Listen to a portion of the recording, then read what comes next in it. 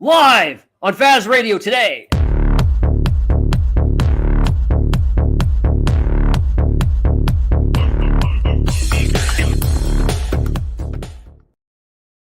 That's our new intro without the animation, but it's faster now.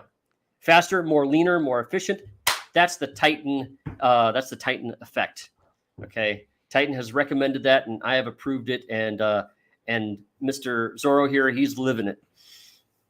Can you play the music one more time, please?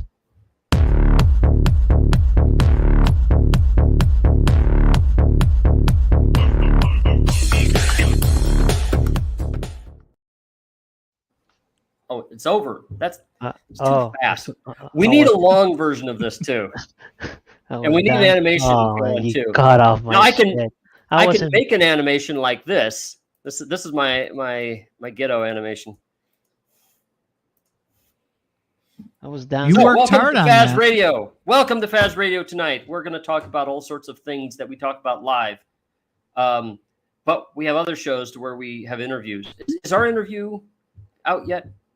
That we have? No, it's going to take me days to edit that and make it look professional.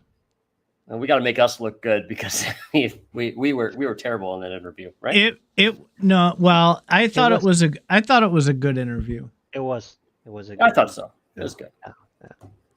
Yeah. We talked Fanscope with Mr. Hato Shadow, and we dug in pretty deep. I mean, the guy basically talked his whole white paper through the cast. That was a very deep interview, and we got to find out what Hato Shadow meant, where that came from. Yeah, that was a neat story. I would have never guessed anything like that. Ever.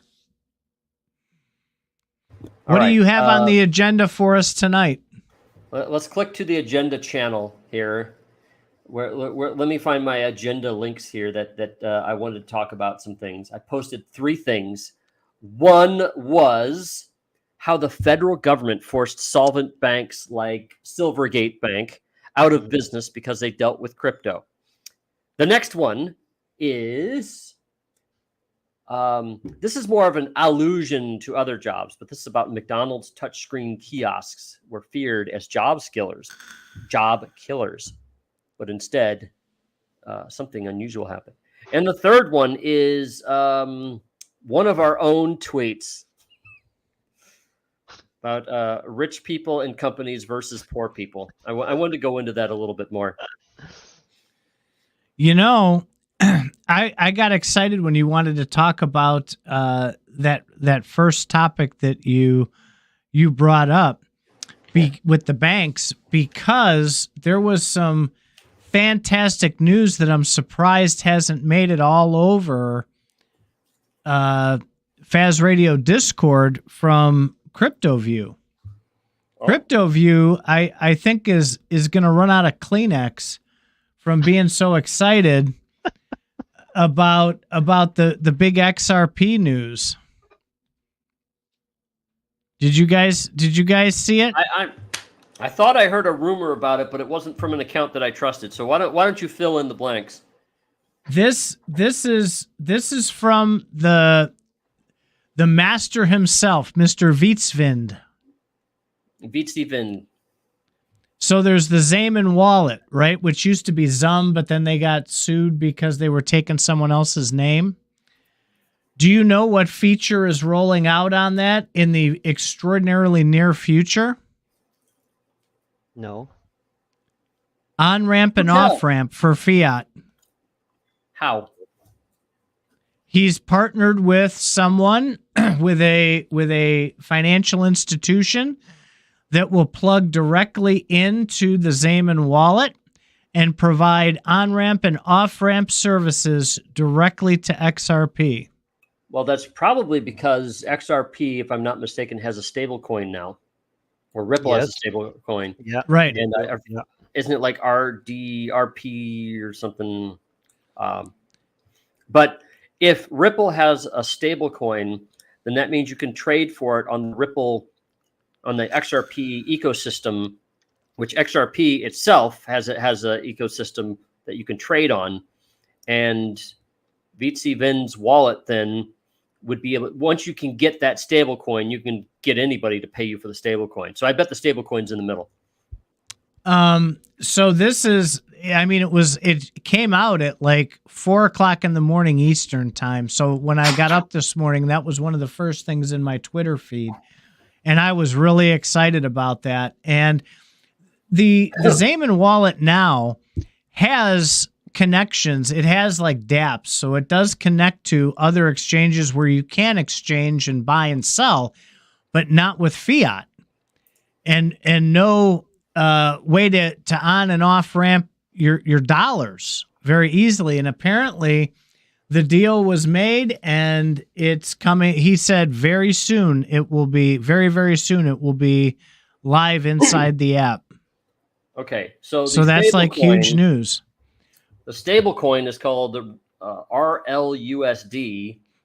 And again, if it's in the XRP ecosystem, his wallet then is just going to support that ecosystem. Of course, a partner then would say, yeah, I'll pay you for the stable coin. And I wonder if it's all automatic. I wonder if maybe in his wallet, he's saying, just send 10 XRP or just send, maybe you want to cash in 100 XRP, and then it'll do the trades behind the scenes and then work with that bank. And the bank would only see the stable coin.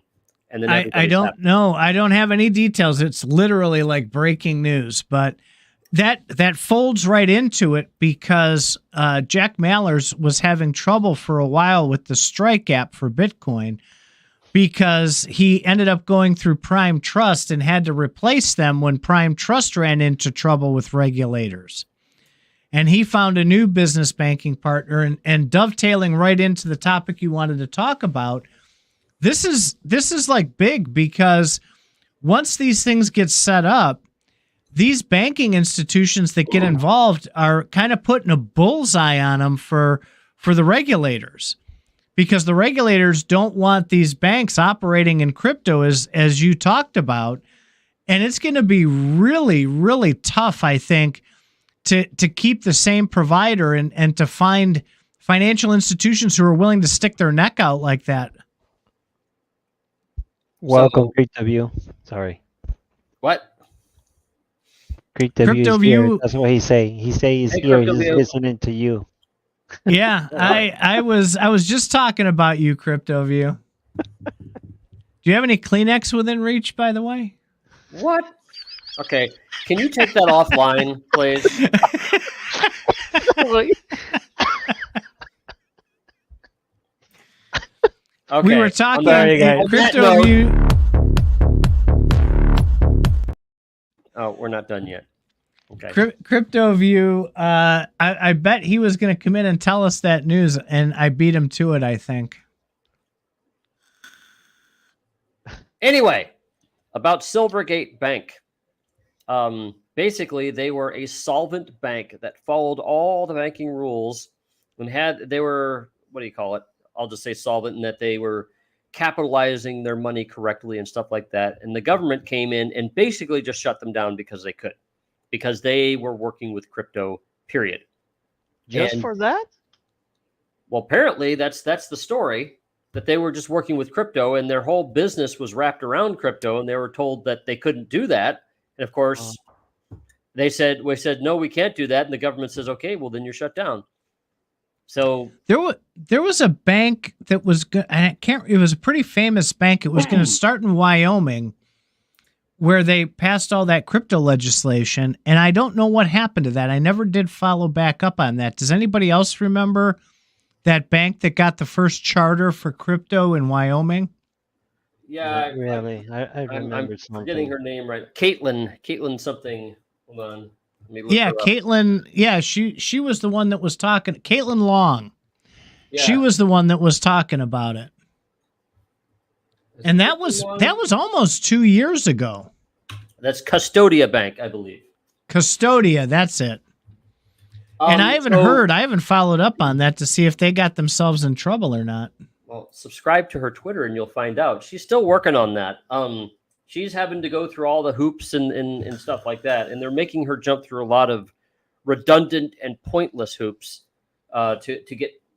There's several layers of getting your bank to work with the banking system, and so she's still fighting that. Okay, well, it's good we got an update on it. But I'm sorry, I did. That's the second time I interrupted you, and I apologize. Go ahead, Faz, about Silvergate. Well, I was just wanting. Let's see if I could pull up the article.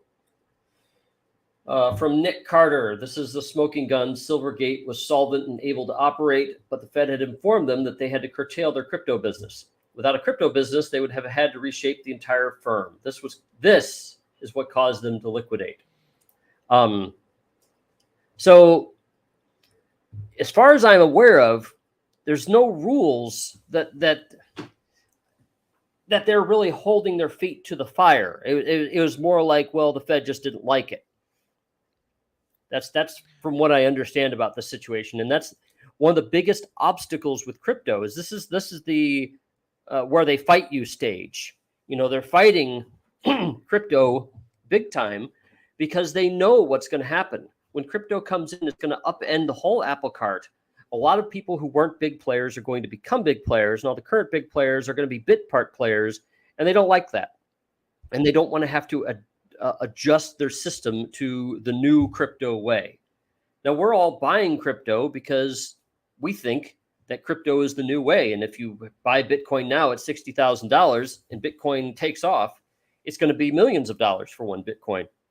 The Fed doesn't want that. Even if they get in advance, because it's not, they don't control it. They don't like it. Now, they will like it if they can control some other aspect. Like, you can't control where somebody spends cash. So in one sense, you could say the Fed doesn't control cash, but they can control who receives it and how it's used and stuff like that. And they can stop transactions. You know, as soon as you put your money in a bank, they can stop it. Because what we all forget is when you put your money in a bank, that's not cash. That's a bank. When you put $10 in a bank, they're not holding your cash for you. You've just loaned them $10 that they're going to hand to somebody else. And the government controls all those loans. And so that's how they get cash out of your hands. Once the cash is out of your hands, then they can keep it from getting back in your hands. But if cash is in your hands, like Bitcoin is usually in your hands, they can't take it from you. So if they can get a bank in the middle, though, I think they'll be a lot better with that. And believe it or not, banks are trying to do this and still failing because they don't want to go there. Because what's going to happen is if they regulate banks start start managing, crypto loans and borrowing and lending crypto and stuff like that. After a while, people can just vote with their feet and walk away from these banks and then just use their own system like Ripple is putting together, Ripple and XRP, and make it so that all transactions take place on the blockchain and not through an entity that can be regulated. They don't want that. Well, there was other big news this week with Coinbase as well. So Coinbase got called out because apparently BlackRock has been buying a ton of Coinbase's Bitcoin, but it's not being reflected in the reserves of Coinbase. And so people started calling out Brian saying, hey, show us proof of reserves here for all this Bitcoin that's moving. And he refused, which led to speculation that they're hypothecating and making Bitcoin out of thin air, and they don't have the reserves that they say they do. Well, either it's also not reflecting on the ledger. That's the problem, is people can't find where these transactions are on the ledger. Either that or they're not charging market rates. So here's the thing. If you have 100,000 Bitcoin right now, let's just say you have 100,000 Bitcoin and you want to sell 100,000 Bitcoin. You do the math. Bitcoin's at 60K right now. You can come up with, the amount of money that would be. What's that? $600,000? Who knows? $600 million.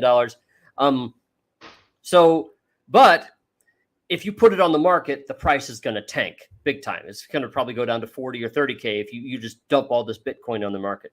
But if you can find somebody like BlackRock who will just buy it all from you, then you can charge any amount you want. You can have an OTC transaction That's exactly what it was. Yeah. You can sell it for 40,000 for each Bitcoin, which is undercutting the market price. Don't tell anybody about the transaction.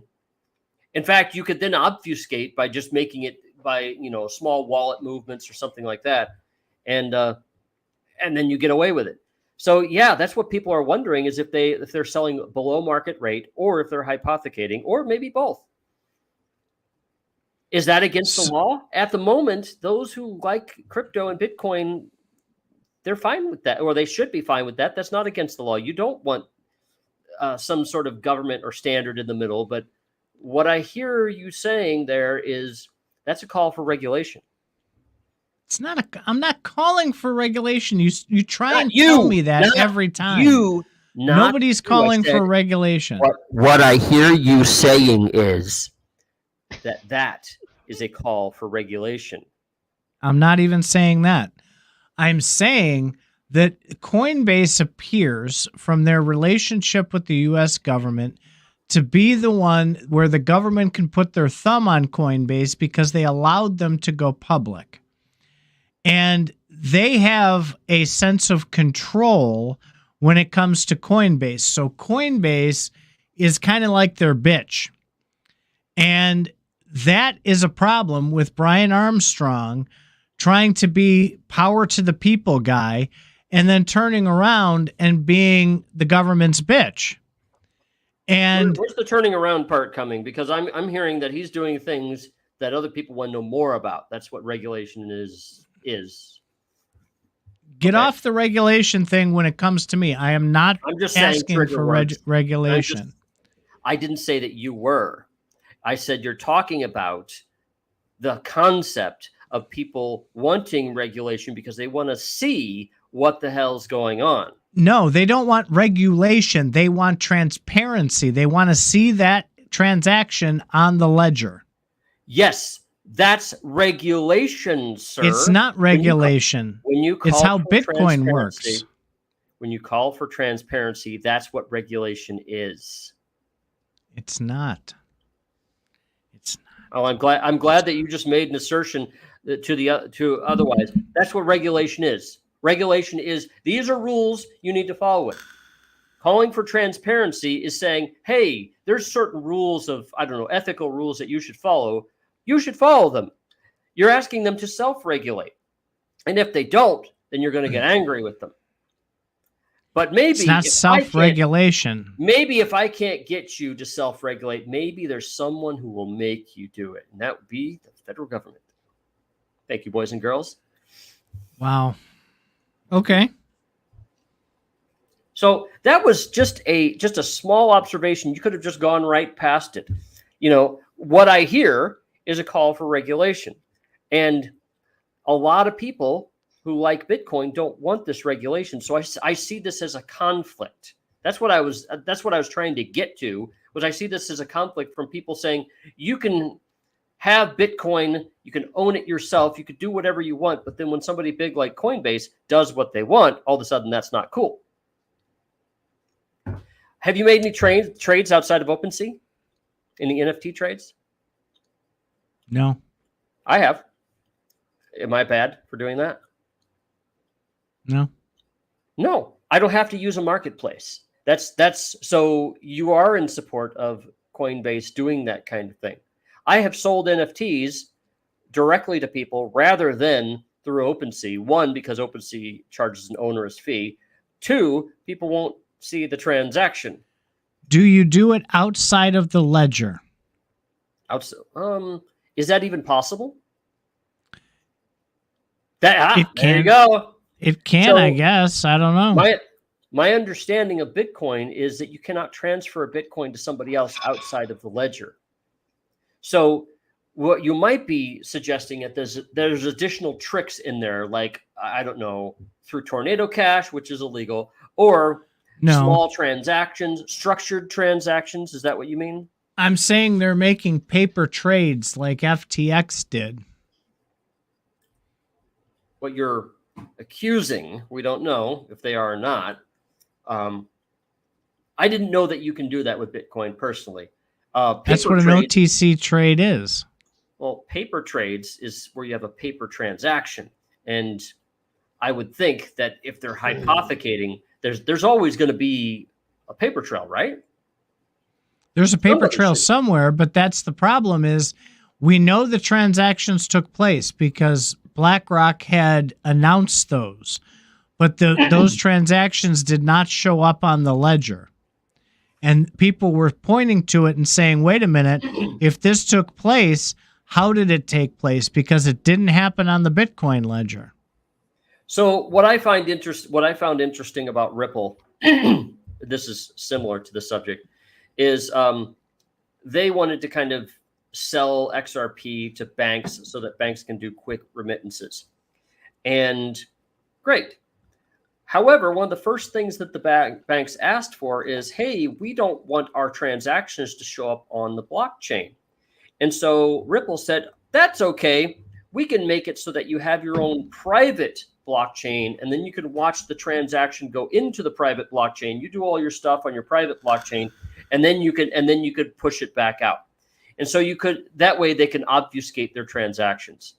So perhaps that is one way that they could do it, where they could have a private blockchain, perhaps with a private coin, an internal coin, and then push it out like it was just a regular transaction inside a Coinbase, between two parties that you don't know who they are. But the point is, the blockchain is supposed to show everything, but we're finding that people don't want to show everything. Is that bad? I don't think it's bad. I think it dilutes the whole purpose of Bitcoin. The whole purpose of Bitcoin is to have that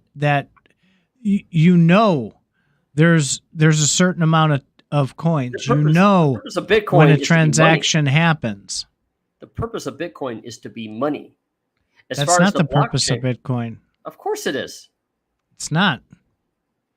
The purpose of Bitcoin is to be. I'll just use your method. The purpose, it is too. It is too. See how that works? You don't get anywhere. Let's talk about why Bitcoin was invented. Then, if you want to get to the real purpose, and my understanding is that it was not invented to show people transactions.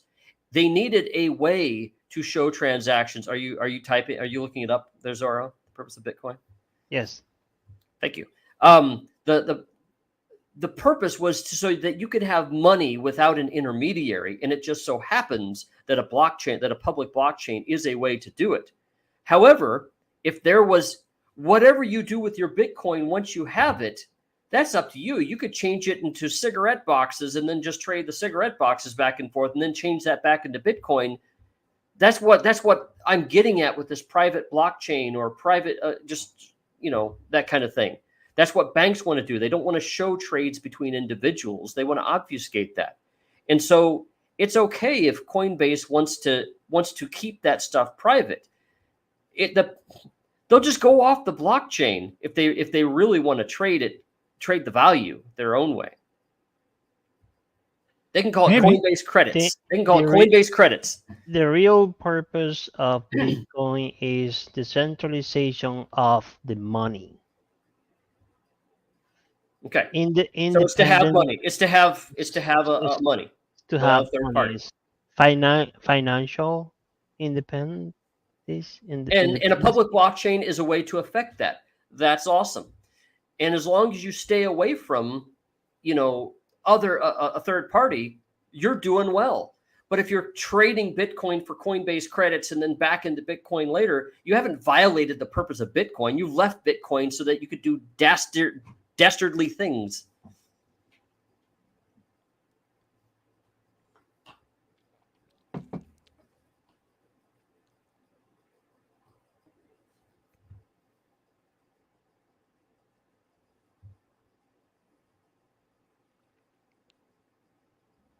Are we done on that topic? We're going to move on to another one.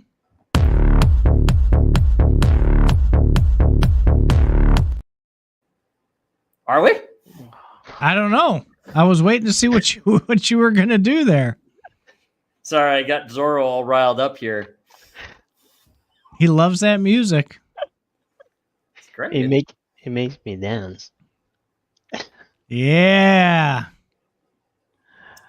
All right. So since Well, I'm it seems to getting the be sense that you'd like to. it seems to be that the topic of Bitcoin it just was created for decentralization, which is not happening because in certain ways it's happening, but in other ways Bitcoin the is whole not decentralized. I think the argument here actually is over the value that Bitcoin is encapsulating. People are upset, it sounds like, that they don't have some insight into the exchanging of value. And what's interesting is how this exchanging of value, such large amounts, is happening outside of regulated industries. For people that have a problem with that, you have to regulate it to get it back in the regulated thing. They'll back into a regulated industry for people to feel happy about transparency. Yes. That's my thought. Pretty good thought. All right. So I get a sense, call me crazy, get a sense that you'd like to move on to the next subject. So let's do that. The next subject would be McDonald's touchscreen kiosks. This is likely to cause a similar kind of, impedance, friction. So McDonald's touchscreen kiosks were feared as job killers. Instead, something surprising happened. This is an article I saw. I'm not going to show it though.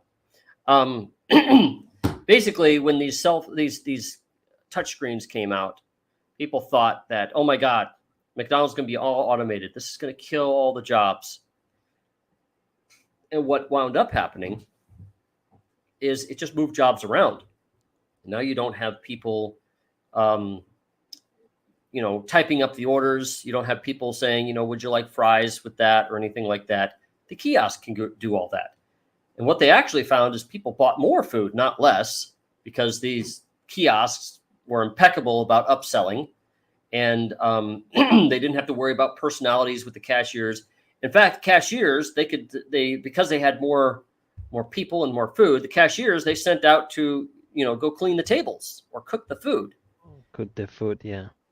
And so what's interesting about this McDonald's thing is I see this with AI as well, is what happened with McDonald's is it just moved the cheese. And AI is going to move the cheese, in my opinion. All these things that we're doing manually ourselves, now AI can just get all that stuff done. My favorite is where you can have AI transcribe a meeting and put it into bullet points and show you all the action items. I can certainly foresee everybody who uses any sort of chat client having that chat like summarized in a separate window, and even live, constantly summarizing the entire chat and adding on bullet points as things that you're talking about. It's like you'd have to hire a secretary to do this, but AI could do this for free. And AI, of course, can transform every area to where you need to do some research while you're talking, or things that might take you 3 days to do, you can do in just a couple hours because it can speed you up. Anything repetitive. If you need to send emails out to 50 people, you could use a client that would do it, or AI could do it. And AI, it's a lot easier. You could just be like, write me up an email and send it to 50 people. And it'll be like, okay, would you like to send this? And you're like, great, send it. Well, otherwise, you'd have to type up the emails, you'd have to schedule it, you'd have to find the email address list and so on. And that takes more time than if AI were to just figure it out for you. So it's your personal assistant. That's it. It does everything for you now. They have Zapier and platforms like that where you can automate using AI, but also automate directly into a lot of separate programs and websites and everything. It plugs right in and you create the automation, and it goes to all the separate resources and pulls them all together and completes the task. So there's make.com is the same thing. It just automates the AI. So, which is kind of funny because usually we're using AI to automate things. We have now other AIs automating other AIs. which is blowing my mind, really. So what I envision is any complex task, and I'll just grab a few just out of thin air. Maybe you want to create a website, and you say to your AI, hey, I'd like you to make a website to sell my t-shirts. And the AI will go, let me put something together for you. A minute later, you have a website deployed on a test server saying, okay, we got this set up for you. Here's some example t-shirts. Here's some example prices. What would you like to change with this? And then I could just go something like, wow, those things are a bit expensive. What's the profit on that? And it'd be like, okay, well, let me show you a table of the profit on all these t-shirts. You could be like, okay, well, let's just adjust that down $1 or $2. And and I don't like the graphics as much. I found this graphic right here. Can you make something similar? Bam, makes the graphic, comes up with prices, throws the whole website together. And in 30 minutes, you are done with a complete website that you would have either paid somebody several $1,000s for, and it taken them several weeks. Or, so AI has this ability to speed you up tremendously. They have a website out there now. It's called 10Web. And 10Web will design a website for you, and you give it real life examples of what you want to see. So if you like a website, the way it's structured and how it looks, how it feels, the verbiage, the tone, all that, you put it into 10Web and say, I want to create a site that mimics this. And in 5 seconds, it'll kick you out a fully functional coded website, just like that one that you put in. And then you can modify it, however you want, with your own brand colors or specific text. I mean, there's so many tools. It's almost impossible to follow them all at this point. That's another question. Okay. So one of the biggest problems we have is to know what tool to use. If there's so many tools out there, I'm sure you've watched Star Trek: The Next Generation when you were a kid. You guys watched that? So are you familiar with it, with Captain Picard? Everybody knows Captain Picard. You kind of look like him right now. You've never heard of Captain Picard? I know who Captain Picard is. Yeah, he was abroad. Star Trek: The Next Generation. I haven't watched it. I've seen commercials for it, and I've seen people talk about it, but I've never watched the show. All right. Well, anyway, on that show, it was a depiction of the future, and in that show, they would put together computer programs simply by saying, build me a program that does this and this and this. And then it would be like, okay, I put something together for you that does these things. How would you like to tailor it? And then, within the course of the scene, which would take like 10 to 15 seconds, they'd have their computer program running. And I remember thinking at the time, this was in the 80s when the show came out, oh my God, there's so many variables that would have to be figured out. Writing computer programs like that would be insane, not practical. But it turns out that a lot of the computer programs that I've written over the last 30 years have all done the same thing. They've talked to databases. They've categorized data into database tables. They've made reports out of this data. And then they presented it in some way. Okay.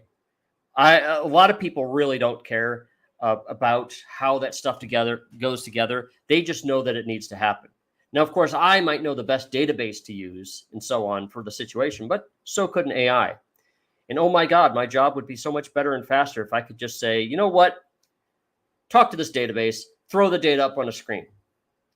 Then I can get to what the website was actually there for, because the data being on the screen is usually a small part of it. It's a fundamental part, but it's a small part.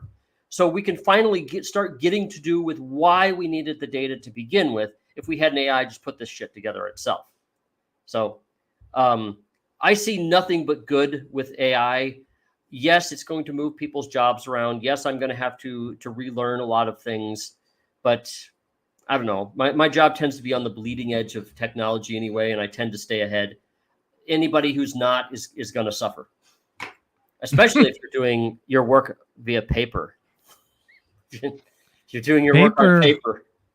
Yeah, You paper. won't There's a be able to lot do of places that still do paper quite heavily, and there's a variety of reasons why. But when I was in the banking industry, I had to deal with a lot of old school bankers, and they would tell stories in these smaller towns, especially like in Texas in the South, and they would tell the story about how in the good old days they would literally walk bags of money to another bank, another even company, not even their own branch, because they just had to trade money back and forth because it took so long to get money in there. They had their own little network where they would just write it on a piece of paper and literally bring a sack of IOUs. cash across the street. Yeah. A dollar I bill mean, it is was an like IOU. crazy. So It's that's crazy. well, banks trade in IOUs right now. This is how they write loans. So if you borrow money from a bank, you'd think the bank. I told you earlier in this conversation, when you put $10 in the bank, it's not your money anymore. You just loaned it to them.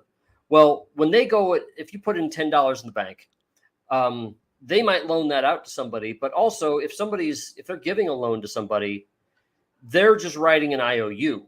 They're not actually pulling money from anywhere. They're just going, okay, so we're just gonna, I don't know, Faz owes $5,000 on his car, so we're gonna do a car loan. He's bought this car. We're gonna finance this car, and so the bank, instead of paying $5,000 to the people, they will send an IOU to the bank of the people that sold me the car, and the bank will be like, okay, got that. They're not using dollars. They're just using an IOU. And so then the bank tells the person that I bought the car from, hey, so we got the money, and so you can give Faz his car. And so then I walk away with the car. No money has changed hands, but now I'm paying my bank money, and then of course maybe I pay $5,500 because it's a finance charge or whatever. It's the loan charge. But the $500 that I'm paying in interest, that's the only real money in the transaction. I then pay that bank the $500. So each bank actually has you should know this, has a certain level of hypothecation that they can do. You can lend out more than what you have in the bank. I think It's fractional reserve banking. Yeah. Fractional reserve. So fractional reserve means that a bank can then invent money just by writing it down. So why do you need dollars at all when you can just go around it? And that's how I got back to the Bitcoin and Coinbase conversation right there, because they are starting to do fractional reserve themselves, but they're not regulated. People are getting unhappy about that. Well, banks, it's regulated about how much fractional reserve that they can have. And I guess we like that. I don't know. It's all bad. We don't have a choice. That's the way it is. It's not like we vote on how much reserve is done. That's done by the Fed, because the Fed manages all those loans. Are you watching what he's doing down there? He's writing himself a check. I'd rather you write me a check. I'm gonna explain the loan thing more easy. Hi, how are you? Yes, I need a loan because I'm gonna purchase a house. I am the bank. Okay, let me think about it. Give me 2 days. Come back in 2 days. Here you go. Your loan is right here, and we're gonna give you the money. This is the money. Okay. Have a good day. Thank you. Well, they don't It's all think on about paper. 2 days. They ask in order to give you that fake piece of paper, they ask you about everything in your life. They're like, okay, what's your social security That's number? good. What's your address? How good is your credit rating? No. How much money did you spend in the I past? have to stop you right there. That's the protocol that was created to give a purpose to this. But at the end of the day, it's just a paper that whoever is in the upper management of of the bank, it will just take the decision of, let me see how much we can take from these people. Yeah, go ahead. Give it the $300,000. there is no $300,000 ever, ever, never, ever. I agree. You know, there was a famous court case that a gentleman almost won, but the judge couldn't do it because of the precedent. He challenged the bank on where they got the money to loan him for his mortgage. Is that And a real case? Yeah, this is a real case. And they pulled the judge in his, and they have it's online. They have the paper that the judgment that the judge wrote and said, absolutely, the money was created out of thin air. It doesn't exist. So this guy was saying, why do I have to pay back real money for something that was created out of thin air? Because it's legal. That's how it was regulated. Right. That's the precedent. That's what I'm talking about. The judge had to side with the bank, but he proved, and the judge even wrote in his opinion on it, that the guy was absolutely right.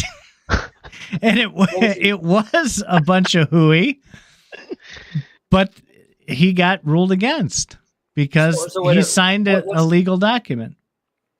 So look up the guy. Wait a minute. I'm trying to figure out what your suggestion here is. That the guy sued the bank saying that you didn't actually loan me money. Was that it? Yes, you didn't. There was no money. You didn't loan me anything except on a piece of paper. I'd side with the judge. I'd say, well, first of all, look into banking rules and how they're regulated, and banks can totally do that. So yes, they're allowed to loan you non-money, and then you have to pay them back. It's enshrined in law. Right. And the guy got ruled against. But I just found that to be funny because when you think about it, how stupid it is when you buy a house, right? So you think it's your house. It's not your house. It's the bank's house because the bank holds the note until you pay the mortgage. They have your title. So they get real property and interest with money that they loaned you that doesn't even exist. Well, why don't the banks call all the loans then? Why don't they just manage all those properties themselves? Banks do not want to be property managers at all. They just want the money. They're middle people. That's all they are. They don't have anything physical. They're middlemen. They collect a fee and interest and in fees and all the fun stuff that you pay at a bank. They don't have their own checking accounts, savings accounts, or anything. They rent them or buy them from servers, from companies that create these checking accounts. And there's a big one right in Florida. It's called Fiserv. And every banking transaction in the United States with U.S. banks goes through Fiserv. And all the checking accounts, if you bank with Chase Manhattan, your Chase checking account is sitting on a server at Fiserv in Florida. It's not sitting at your bank. And there's 5 banks that are using the same account but calling it something different. It's the banking world is nothing but a shell. It really is. And it's just a trusted way to do financial transactions because people are taught to trust banks. And yes, Faz's favorite word, regulation. They're regulated, so that puts the power of trust into them because they're regulated. And you can feel safe putting your money in here. That's the only reason that they exist. They're just there to skim money off the top. It's like a giant mafia crew is really what it is. When I'm talking about regulation, I don't think that you're getting that I'm making a subtle dig at the government every time I am. And when I start talking about people demanding regulation, I don't think you realize I'm making a dig at them, that these people who might not want regulation are asking for the government to do the regulation. And so it's not that I want regulation. I do and I don't. I'd like specific types of regulation, and I do like the idea of how blockchain does a non-trusted version of things where you enter into contracts, and those contracts are executed whether you like it or not. Whether now I think what banks might be able to say if you're not using blockchain is we have the ability of terminating or changing a contract after it's been made, whereas on a blockchain you can't. But then again, you can code that into the contract. Like, okay, what if I have a loan, a DeFi loan for my house, and I can't pay? Well, if there's options in the contract that I can exercise, well, then I feel like I'm in control. Right now, what we have to do is go to the bank on our knees and say, "Oh, please help me. Can you do me a favor here? Can you put this payment on the end of the loan? Can you do something?" And the bank goes, "Well, let me think about it. How much do you make again?" And then at certain points, once they get an idea that, okay, he might be able to pay this loan, okay, we'll give you some options. But then again, they also think about how much money it's going to take for them to collect on this loan. And then if it's more than that money, they don't care what it is. They're just like, see ya. So, that might be an option that banks can do. But I don't know. I really like the idea of a blockchain with stuff that's just encoded and everybody has to follow the same rules. I really don't like the fact that the rich out there don't follow the same rules. And yes, I subtly switched this up because this is going into the tweet that I wanted to talk about. Rich people, when they get a loan from a bank, if they borrow $50 million and they for some reason can't pay, them renegotiating with the bank is totally different than if you borrow $500 from the bank. You borrow $500 from the bank's going to sit there and go, "Nah, I don't think so. I'm just, I'm gonna charge a collector, or we're gonna collect the money, or we're gonna terminate the loan. We're gonna do something bad to you." You borrow $50 million from a bank and you can't pay. The bank all of a sudden is going to be your friend and be like, "Okay, what can I do for you? Because if you don't pay this back, we're screwed." They don't start asking you how much you can pay them, like what your job is and so on. They're like, "How much do you need? What can I do to accommodate this transaction better?" That's why people like Elon Musk and Donald Trump and whoever can go into serious debt when borrowing money, and the banks will just suck up to them. Boy, wouldn't that be nice if poor people could have banks suck up to them? I don't know about that. I think I think it is a different game by the way that they present it. You presented it pretty well on how that works, but there's an inherent difference in that, because if someone is successful enough to qualify for a $50 million loan, the odds that they're going to continue to be successful and find a way to pay it back are tremendously more real than $500 finding someone who has a history of not paying a loan back the ability to go find $500. And that boils down to the whole rich versus middle versus lower class. And no, go ahead. I wanted to step in there before you moved on to the next part of that, which is, and I'm going to use Donald Trump as an example, not political example, but a practical one. Apparently, Donald Trump is known for not paying his lawyers, not paying venues, not paying banks, not paying a lot of people, and then tying things up in court. And it's a common tactic that he uses to not pay people.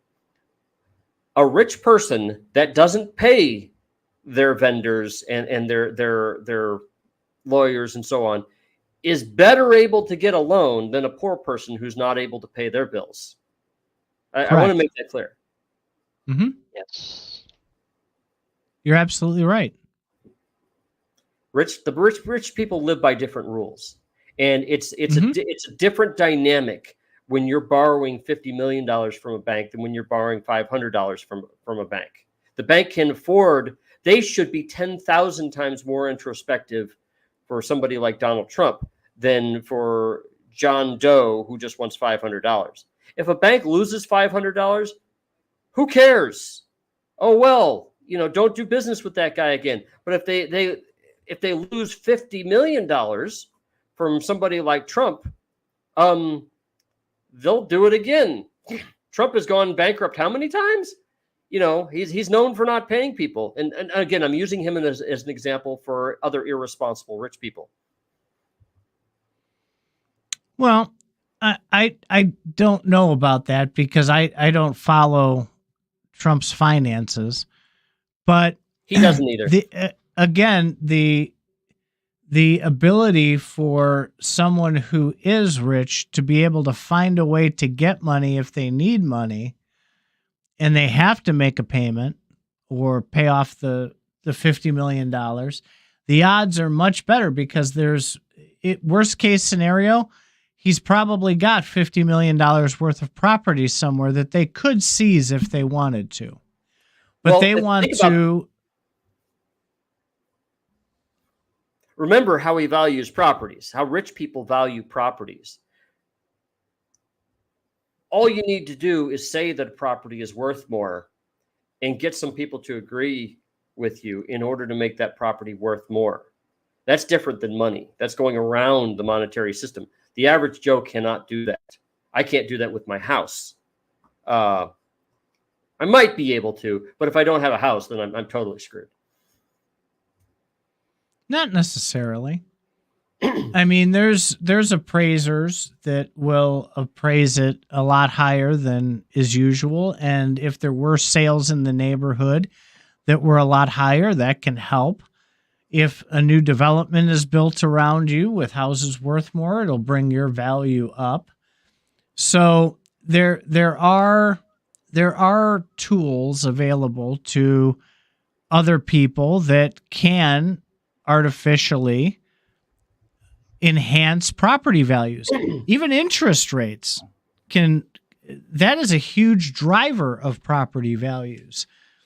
And a lot of times the rich underestimate so they don't have to pay as much in taxes. So they want to underestimate for the tax side and they want to overestimate when they want to go to a bank to collect money. And that's part of the game that we don't get to play. We can't value our property lower for the property tax people, but then have it appraised higher for sale. Whereas the wealthy can do that, and they do that on a very regular basis. And that's just the rules of the game. If you want to play by their rules, you just have to get yourself rich.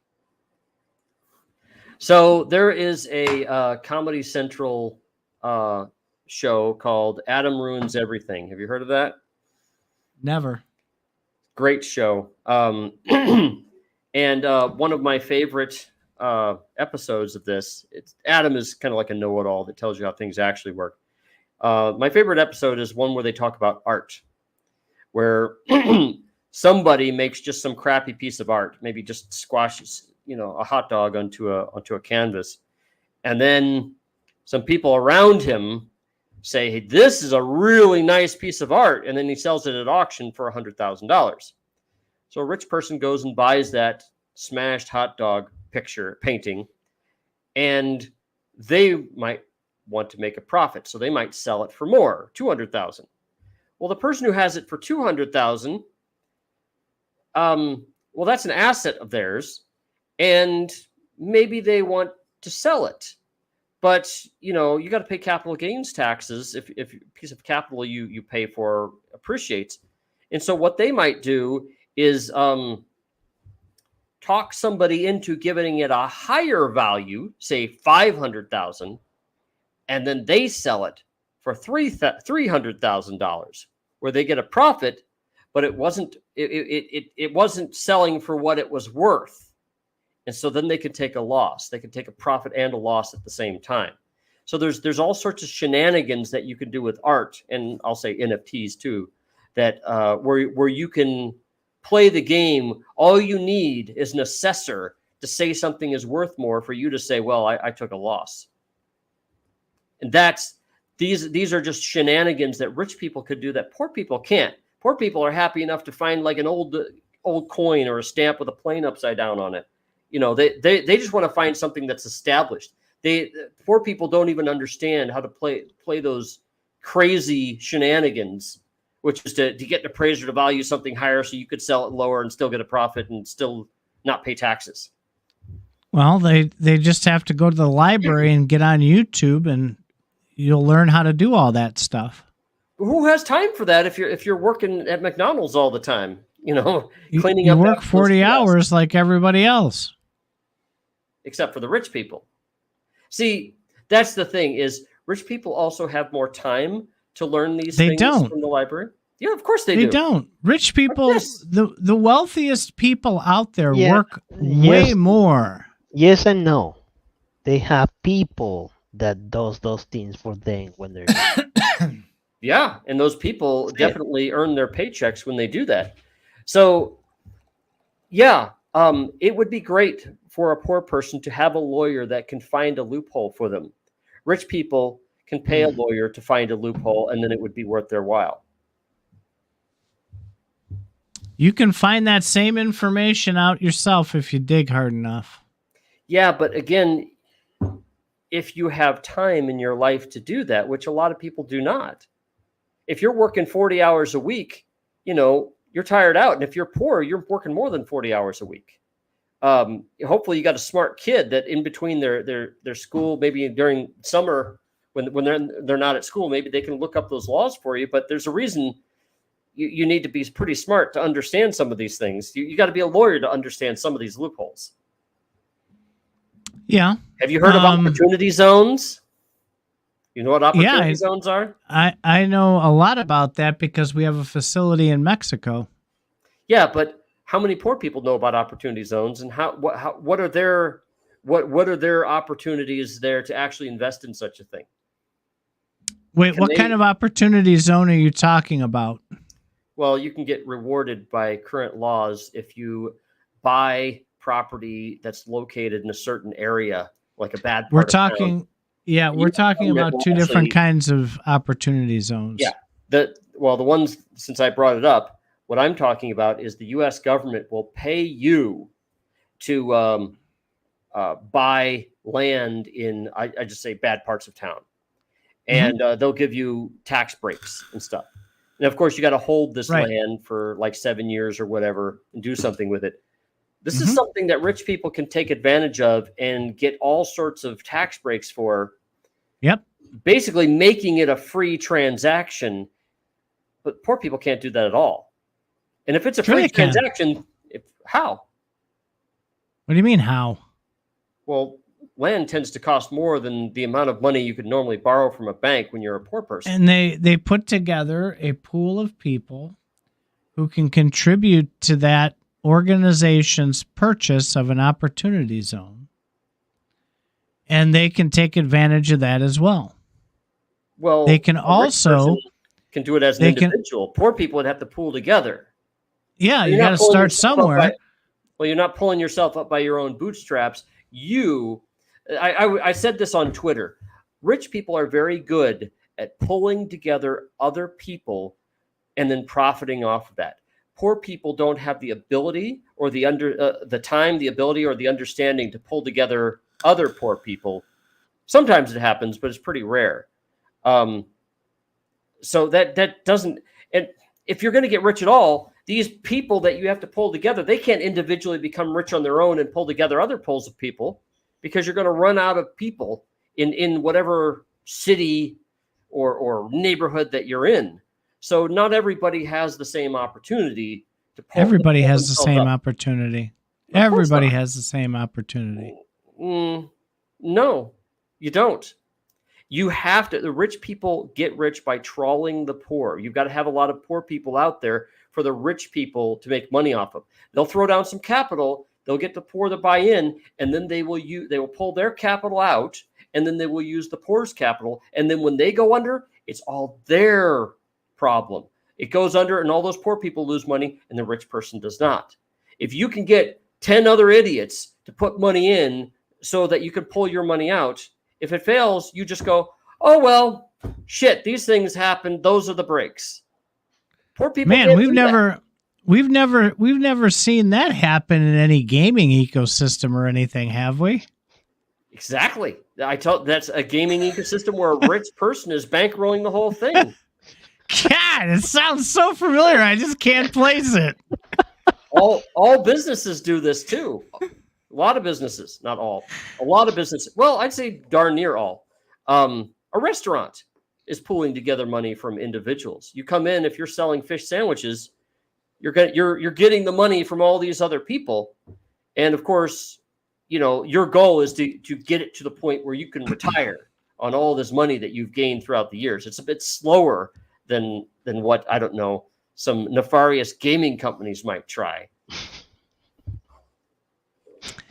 My point being is as an adult, I have been so broke and so destitute that I lived in public housing, I was on food stamps, and I had state medical. I've been there. And as you always like to profess, I was literally in the ghetto. And I'm not anymore because I created my own opportunity. I pulled myself up by the bootstraps and I made something of myself. So there's opportunity for anyone to do that. Absolutely anyone. Let's break this down seriously. Okay. So I would assume that your opportunity had something to do with you getting a job or a career. Am I wrong? It absolutely did. Okay. So let's start with that. So you got a job and a career, and I would suggest that since the way that you're talking, that you worked yourself up from nothing into what you are today. Correct. I started as a temp. I was with a temp agency. Okay. So great. I love that. That's like saying everybody has the same opportunity in a lottery because there's only so many jobs out there and there's more people than are there for the job. Because where you got hired, they only had one opening. And that's the one that you took. So in one sense, like a lottery, everybody had the opportunity to get in that job, but they didn't make it. Only one got in. So now all these other people, it's like a game of musical chairs, are left standing up without sitting in the musical chair, and they can't pull themselves up. They got to find another job out there. And hopefully there's enough jobs for people to go around. Jobs tend to be limited by region and by income and by education. And it's good to hear that you were able to work yourself up from nowhere, but not everybody has that opportunity. There you go again. Yes, they do. They do. How many people applied for that job that you got? Everybody had 5 or was it 5,000? No, it was none. Everybody had the opportunity. Not everyone have the ability to take that opportunity. Correct. You are 100% correct. Everybody has. I will agree with that. Everybody has the opportunity to win the lottery. And everybody actually has the same ability to win the lottery. All you need to do is buy a ticket. But how come not everybody wins the lottery? Yes, Faz, I understand that, but you can't compare sometimes apples to bananas. And that's apples. That's actually apples to apples. Because where Titan got hired, there wasn't 5,000 other jobs there too. No. There was only one. No, that's different. No, that's not different. You still have 4,999 without a job. In life, people always have some sort of opportunities out there. Not everyone have the skills and the ability to take those opportunities. Again, if you don't have enough jobs out there, they won't have the opportunity. Now, will they have an opportunity to make a new kind of job? There's other kind of opportunities out there that they won't be able to meet. But you're not going to find a job for every single person out there.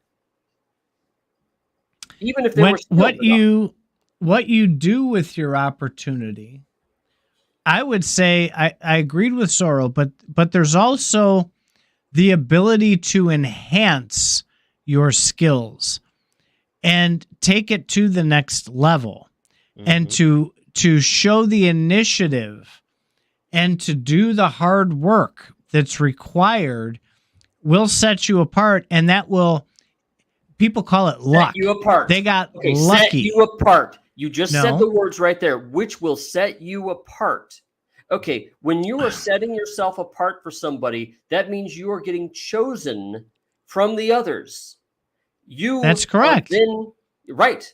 If you're being chosen from the others, that's pretty much a lottery. Okay, It's not a lottery. Something. I worked my ass off, and I learned the things that other people didn't want to learn. Of course you did. I did that myself. I created my own opportunity. Well, in your case, it might have been a lottery of two people. The point is, you got a job where somebody else did not. It's not the same thing. Because I worked extra hard to set myself apart. You used I did what other people weren't willing to do. I did what other people were not willing to do. Which makes it so that only you could get in that job and other people could not. I'm making a They're not talking about getting into the job. We're not talking about getting into the job. The job was paying less than every other job of similar stature. So not a lot of people wanted it, first of all. Second, once I got there, there was already an established person doing it, but he didn't have the motivation to take it to the next level and learn the extra things that eventually set me apart. He didn't know, nor did he care, nor did he want to deal with the international shipping, right? I went and I learned it on my own on YouTube and by reading websites, and you took all those. You made the job into something else. I set myself apart. I created my own opportunity at that organization. And I continued to do it year after year. I improved myself on my own, mind you. So if I can do it, why can't the other people do it?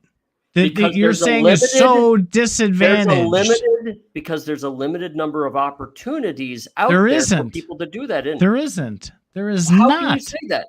How can you say that? If you have 5,000 people, are there going to be 5,000 jobs out there for those 5,000 people? Where are they? They are. Why isn't everybody employed?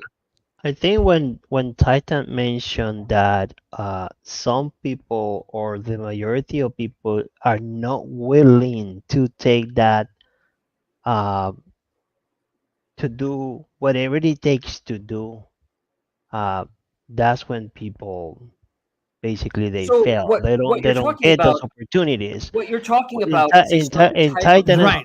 He explained it well. He say, well, he was willing to do even less for whatever they were offering to him. I totally get that. The majority of the people will not do that because it is in our nature to be like that. Oh no, I'm not going to do that. So you're answering a different question. You're answering something different than what I'm saying. So when you say anybody is willing to do a certain amount of work to make that job work or to make the job their own or whatever, great. There's still only one opening. Okay. And people blow their opportunity. We had this on a previous Fazcast. It had to have been like a year and a half ago. I told you the story about the guy that not everybody can pull themselves up by their bootstraps because there's not enough opportunities out there. There is, and if you'd let me finish the story one that you worked to refresh people. Through. You worked your way up to that opportunity, but there was only one. Either you or that other guy. That other guy blew his opportunity, which meant it opened up and you slotted in. And luckily, you were in the right place at the right time but other people were not. Well, so they missed that one opening. They missed that lottery. And you got to try it again. I believe that at a certain point in life, every human being have opportunity. Not everyone have the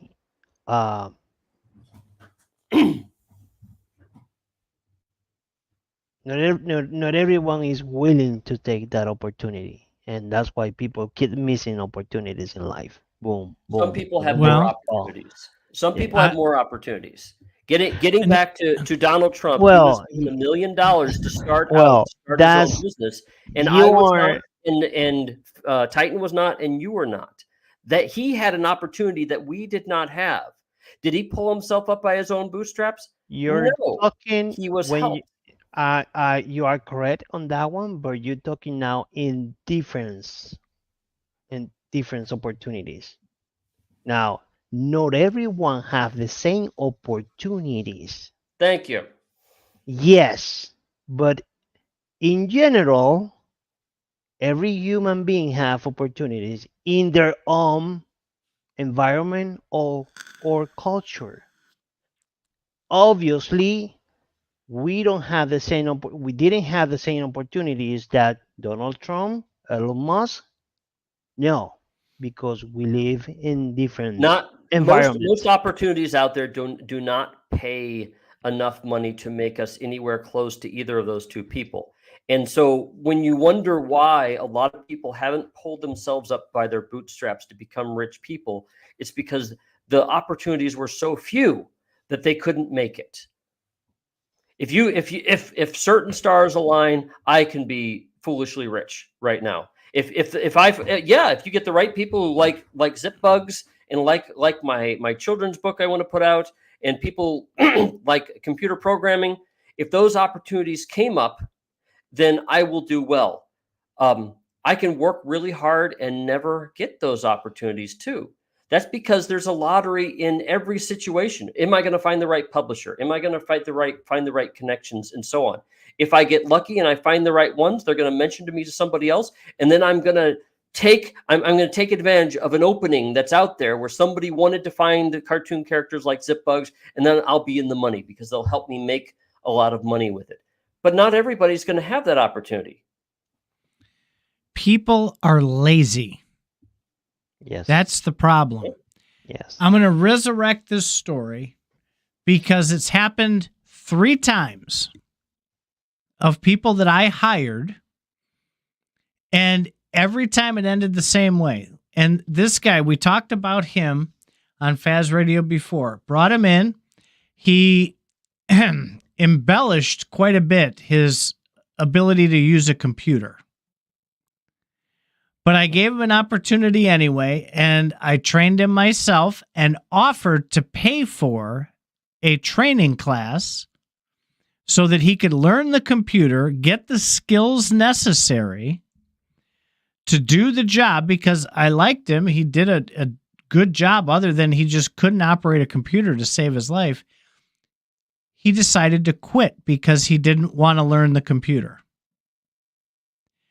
So he made a choice, and he's going to go into his next opportunity with the same low skill level.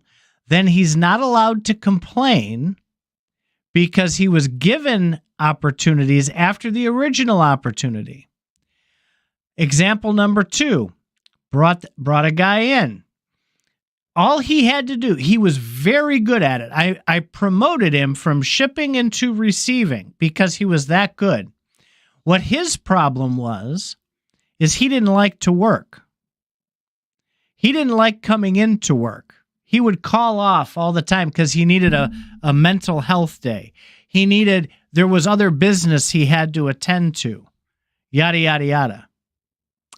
Every excuse in the book. And he finally quit because he knew I was going to fire him because he wouldn't show up to work. He created his own opportunity, but an opportunity in the wrong direction. I gave him opportunities. I gave him personal attention and helped him increase his skill level. He was given a $3,000 Mac to help him do things. And he couldn't show up to work. We're getting way into the weeds. We're not. Here. Because what you're saying is these poor people don't have opportunities, and when they do get an opportunity, they're so lucky, and there's not enough of them. There is, and people blow it constantly and regularly. Okay. We're speaking on two different levels. One, you're getting very much into the weeds because you're like saying, of the people who get in the door that you selected with an interview, we won't go into your interview style because I know it's better than every other interview style out there. I would say that it's probably like nothing we've ever seen before. But so they got in, they got a job. This guy. But the point is, Can we throw him off the fucking show already? the point is, you're talking about two different people who took advantage of an opening that was out there, but those were only two openings. Now, I have a feeling you might have interviewed other people. There might have been 4 people looking for those 2 jobs. Correct. Now, you didn't have 4 jobs, you had 2. So whatever social drama you had as to whoever you chose didn't take advantage of their situation, you still have 2 people that weren't able to get in the door. Okay? That's what I'm talking about as far as opportunities out there. You're not there's when you talk about an economic concept, which is everybody should be able to pull themselves up by their own bootstraps, what you're going to find, because rich people tend to do well and poor people don't, is not everybody is able to pull themselves up by their bootstraps. And so this concept where the poor is poor because they want to be, that doesn't make sense when 90% of people in the world are really poor. It doesn't mean that they're all lazy. It means that they don't all have the same opportunity. No, it doesn't. Yes. It means that no. You just say it. You just say it. I said it doesn't mean that they're all lazy. You don't have 90%. They don't have the same opportunities, but in their world, somehow they had some opportunities. Okay, think about this. The 1% is out there telling all the middle class and the lower class. They have like 7 pies, and they cut up one pie, and they hand out a little piece to the middle class, and then they give 1/10 of a piece to the lower class, and then they tell the lower class, hey, the middle class is getting more than you. What the rich people do is they cause the lower classes to fight while they take all the pies. And the point is, the rich has all the pies. And oh my God, if you have poor people that don't have, what you're really telling me is these people, for some reason, didn't have the aptitude to work a good job.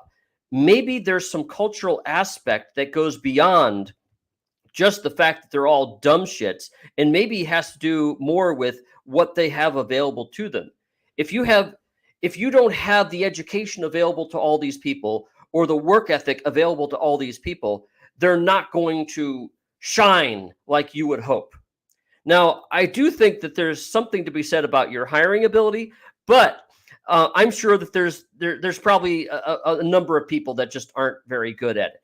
And I'm thinking it's more than just humans are lazy. Personally, I have a bigger faith in humans, I think, than Mr. Zorro there. I do agree with you, though, Titan. I have hired people, and they have not thrived in the job, and it was obvious that they didn't care about it as much as other people. But I think of those as individual personalities. I'm trying to talk on a macro level where 90% of the human race doesn't seem to be as hardworking as the 1%. Bullshit. That's bullshit. No, humans aren't divided that way. Let's call it more 50-50, and 40% of those people, just there's no fucking possible way that they could have ever been able to get at your level because they weren't positioned right. They weren't taught correctly. They didn't have access to education. They didn't have access to, mentors and so on. That's that's when I say there's different environments as far as that. So yeah, then you can't pull yourself up. Yeah, some You portion won't. some portion of the population have this different environment, that they have different opportunities out there. That 1% that live in that environment had different opportunities from the middle class. Yes, that happens. That's why we have doctors, we have engineers. A doctor is way different from an engineer, and an engineer He's way different from a teacher, a middle school teacher, and just different environments.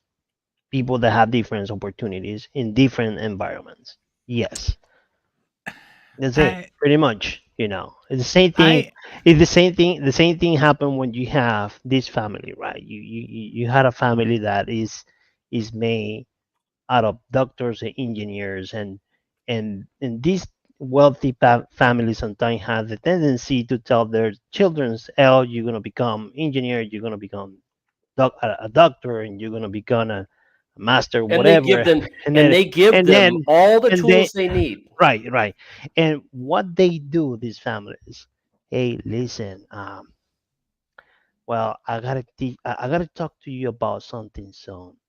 You in your life, you're gonna become a man and you're gonna have your own family, but please try not to uh, try to get the same level of people that you are and the same environment.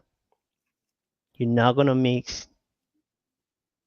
It happens, obviously, you know but They're also taught. They're rich people are also, they really understand how connections work, and I think a lot of poor people do not, or rather, the rich people have much higher quality connections, and the poor people. I'm sure you have a lot of poor people that can have somebody come over their house and fix a light, a lamp, or something like yeah, that, but they're yeah, not going to find. They're not going to have very many friends that will loan them $100,000. And the reason they're not going to do that is because they're not the right people. They weren't rich to begin with. You loan somebody $100,000 when you think you're going to get it back, unless you're a bank and then you're making a bet. And you're like, okay, well, this person's been rich for a number of years. He'll get bailed out by daddy, so I'll give him a loan. That's just not going to happen with most poor people. no, of So course poor not. people cannot get ahead because they cannot get the education. They cannot get the right neighborhoods to live in. They cannot get the right everything. Different you don't environment. have to. You are not locked in a neighborhood. You can go get a job in a Oh? different neighborhood. Oh, okay. So you need a car to get a job in another neighborhood, right? Not And necessarily. so there's a lot of lower income neighborhoods that grocery stores, for example, won't service or won't get anywhere close to them because they're afraid of the crime. The only thing that you'll see that lower income neighborhoods have is maybe a 7-Eleven nearby, and those get robbed a lot. Businesses stay away from low income neighborhoods, and you need a car to get to a job in the United States. It's not like they can walk to their job every day. And what kind of jobs are nearby them? Taco Bell. So that's what you're going to get with somebody who lives in a low income neighborhood without a car. How can you afford a car if you don't have a job? You need to get the job first. So it's a catch-22. When not only that, we eat. If you're richer, you eat better. Not so with a person in a low-income neighborhood that doesn't have a grocery store within walking distance. They're eating whatever 7-Eleven serves them, which means they also die younger too, and they have less access to medical coverage as well because they can't get covered.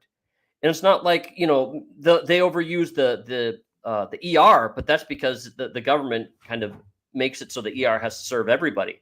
But it's either that or they just die. So no, people in low income neighborhoods do not have the same opportunities as a rich person or somebody who lives in a better neighborhood. The coffee from 7-Eleven is good when it's fresh.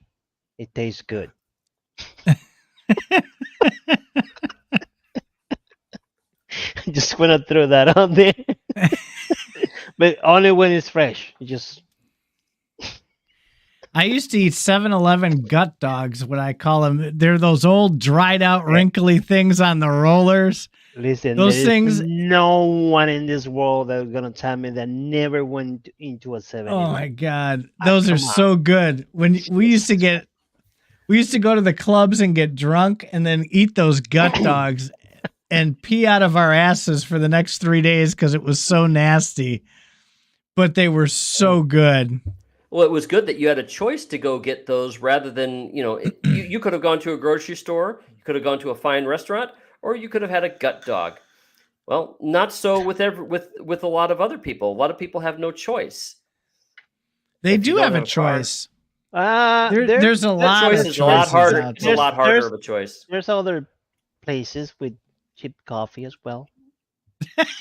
Yeah, They got choices. Yeah. Yeah. Gas stations. I'd really like to see the number of people that do well living in crappy neighborhoods with high crime. Not a lot. You don't see They have food stamp as well. And kids they realize they have to they get out coffee. of the hood. Kids realize they have to get out of the hood if they're going to make anything of themselves. Oh, And not of everybody course. can get out of the hood because then they're now competing against everybody outside of the hood. Yeah. And the people That's in true. the hood, they don't have the education to compete against people from outside of the hood. So it's not the same opportunities. I still disagree with you. We can argue this in circles all night, though. Yeah. I think Yeah. I've fully fleshed out my case at this point. And if you don't see it, I'm sorry. I've also fully fleshed out cases talking about how you can tell if the Earth is flat or not, and then you've just said, well, I just kind of disagree. So there's only so far you can go, so much evidence you can get. You can serve it up on a plate, but you can't make anybody eat it. Just like I don't believe your evidence, you don't believe mine, so it's not even worth arguing about. So what's neat about my evidence is it's reproducible. This can be looked up. A lot of the stuff So can mine. When we talk about the flatness of the Earth, you're talking about physics. It's reproducible. Okay, when you get physics involved, then it's well, okay. Pulling yourself up by your own bootstraps, to me, that's economics. But when you talk about the flatness of the Earth, that's physics. There's no arguing. Physics works whether you want it to or not. Actually, I would say economics works whether you want it to or not as well, because there's only so much money. It depends on what kind of economics you're talking about. But different you're talking people about live by different Keynesian rules. or yeah, there's different kinds people, of economics. Different people live by different rules. And no, actually, the way that economists work in the United States is there's certain standards that people go by. There it is. In the United States, there's Keynesian theory, and there's like 3 or 4 others that you can go by, and depending on what you believe in, it's a completely different story. Again, you're going by what standard you choose. Not everybody chooses what Faz chooses, by the way. I know I'm talking about standards. Shocking. I'm talking about a standard. I'm talking about a standard. I'm not talking about standards that I choose. Okay, so if you're dealing with economists in the United States that determine whether a bank is going to give a loan or not, you can say that you choose whatever standard you want. You're not going to get the fucking loan because you got to go with what they choose, not with what Faz chooses. Faz might choose something. We're not if he wants to talk about we're not talking about your individual choices. We're talking about you think that your choices of standards are the correct standards. If it's not here, then it's not real evidence. If it's not this standard, it's inadmissible in my court. If we're talking about the flatness of the Earth, this is not my standard. This is just how the universe works. It doesn't matter whether I agree or not, or what I come up with, or how I explain it. According to whom? According to whom? Are we talking about physics or are we talking about economics? Either. According to whom? You're choosing the standard expertise that you're believing in. So wait a minute. Physics isn't about belief. Physics is about what works, what the universe will allow. If you walk into a freezer, you will freeze to death at a certain point. Okay. Period. That's not physics. Now, yeah, it is. It's biology. So biology is built on top of physics. Okay. Physics is at the root of all of this stuff. Okay.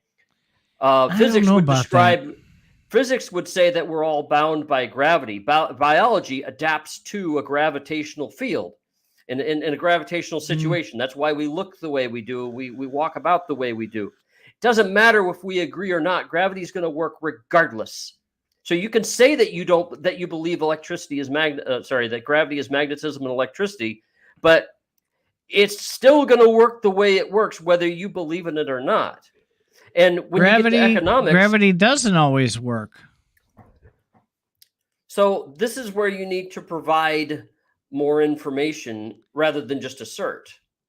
I can give you 2 examples where gravity doesn't work. Your Quebec-Tepley thing. No.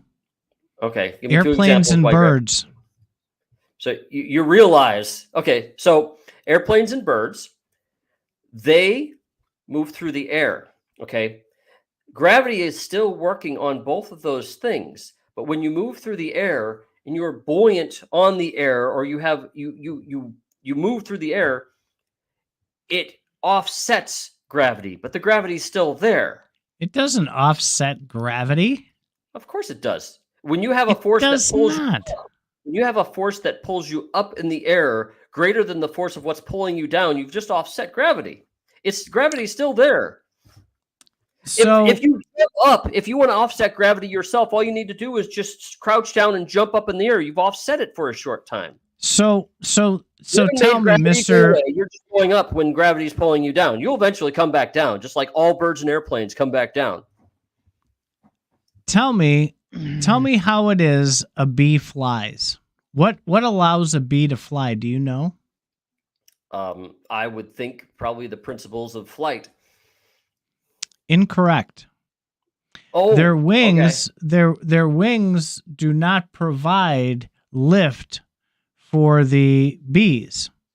Well, they're obviously Bees- flying, so it would They're obviously obviously fit. flying. So what happens is if you look at a bee's anatomy, there are 2 special air sacs that are in the bee that provide the, as you words you use, the buoyancy coupled with the wings and how flight works that gets them off the ground. Bumblebees are a tremendous example of this. If you ever looked at a bumblebee's wings, they're really tiny, and there's no way that they could flap them fast enough to get lift. And science, according to you, the science can't figure out for the longest time why that was. And then they discovered, after taking these and dissecting these bees, that they have these air sacs. And these air sacs somehow help them get the lift they need to be able to fly. So I'm reading right here. Gravity. Go ahead. Nope, you're the expert. Go ahead, Faz. Cut I wanna me hear the rest of off. what you're saying. Cut me off and just do your thing. I'm gonna go grab a new battery. Read your article.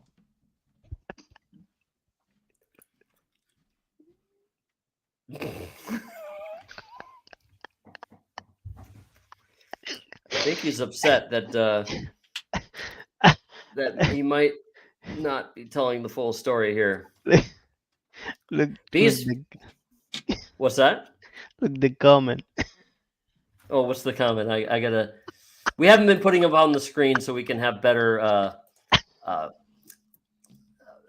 better shorts. Oh, where's that at?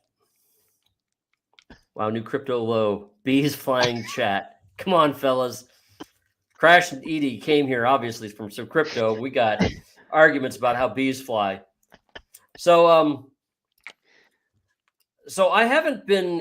You haven't said anything really that contradicts anything of what I said here. So bees generate lift through one method or another. So when I say the principles of flight, I would say what we understand about how lift works and so on. I'm not going to rattle it off to you because I'm not an expert, but we understand. Now, I think what you're probably saying is maybe how certain bees fly, because we didn't know for a long time, I think, how bumblebees flew because they seemed too heavy. But physics governs how they fly. That's not going to change. Okay. They're not contradicting the laws of physics. They're not. All right. So then we agree. Whatever you say, Faz. All right. So, we have been rambling forever in a day. I have to step out because I have to get up for volleyball in the morning. If you guys want to yip and run through the B argument or anything else? Knock yourselves out. Zorro and I agree on B's. Are you ready? Can I do the dance now? Yeah.